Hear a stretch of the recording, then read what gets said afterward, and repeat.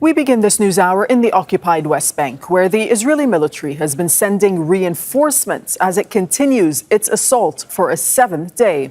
A 14-year-old boy was killed in one of the most recent attacks on the Tulkarem refugee camp. The Israeli military has confirmed that it used a drone to target Palestinians who they say were firing at soldiers. Palestinian fighters have been exchanging gunfire with the army, and at least 30 people have been killed by Israeli forces during their week-long military operation. Nida Ibrahim is joining us from just at the entrance of the Tulkarem refugee camp. That's in the occupied West Bank, where, Nida, as we've been saying, the Israeli army had initially withdrawn, leaving a trail of destruction, but then subsequently returned. What's the situation like right now? People thought that because the Israeli forces withdrew at the end of the second day of the invasion, that they're not going to come back again this soon. But ultimately, this is what happened yesterday night when the Israeli forces returned.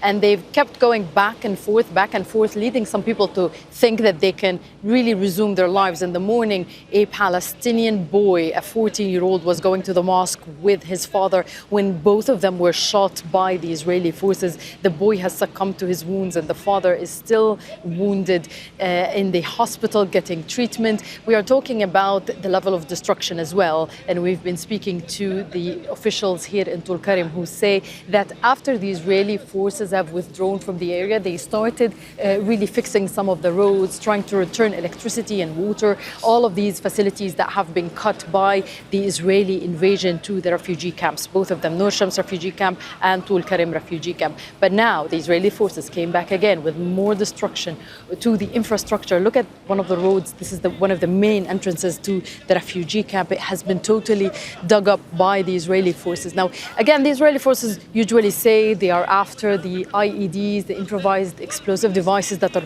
sometimes planted by the Palestinian fighting groups to thwart the raids of the Israeli forces. But people here say that this is intentional. This is done to remind Palestinians who controls their lives and who has the ultimate say if they choose to resist the Israeli occupation. It remains a tense situation here in Tulkarem, where the Israeli forces are still inside.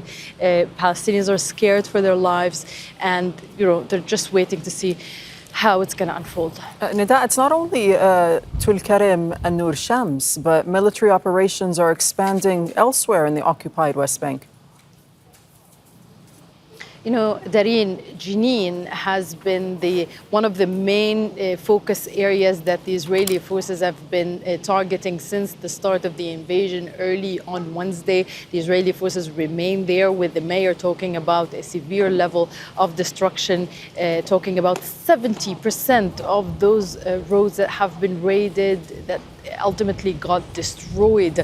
The pictures there are really difficult to see. The main square in the city, where Palestinians sometimes go, near the market, the vegetables market, also has been hit. So we're talking about a very tense situation that is not only in the north of the occupied West Bank or in Jenin only, but we are also talking about the raids that continued all across the occupied West Bank.